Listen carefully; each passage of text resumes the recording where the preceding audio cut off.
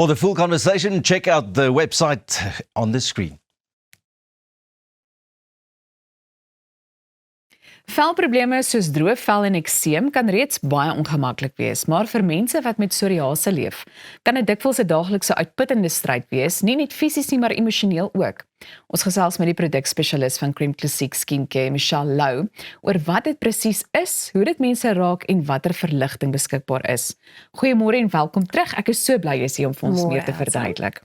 Goed, Michelle, ek wil graag vir jou vra, droë vel en ekseem is een uitdaging, maar wanneer dit by psoriase kom, is woorde soos desperaat en uiters ongemaklik nogal iets waaraan 'n mens dink, nê? Nee.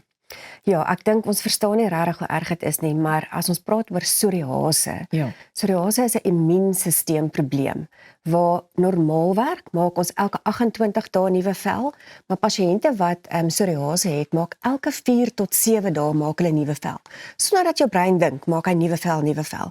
En dis ongelooflik ongemaklik. Ek dink as jy dit op jou arms het, is dit baie sleg want jy moet klere aantrek en jy moet strek. So ja, dit is 'n desperate poging om daai simptome te kan verlig.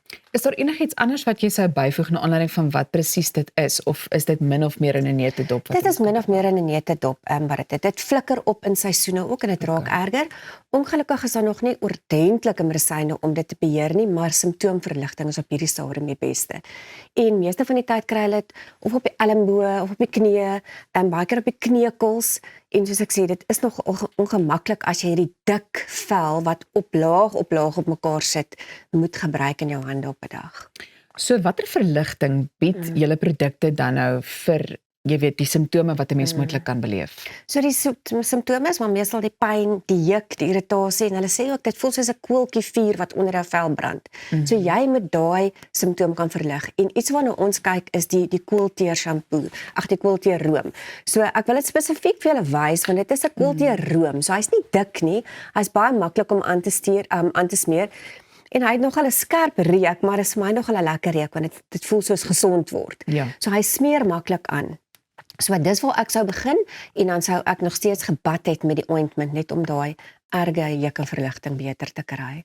Nou, ek sien ook 'n geel bottel hier en dit is nou shampoo. Hoe gebruik 'n mens dit? So die geel bottel shampoo is die koelteer shampoo en onthou nou, jy kan nie hierdie koelteer room regtig in jou hare gedeelte insmeer nie. So dan kan jy die koelteer shampoo gebruik.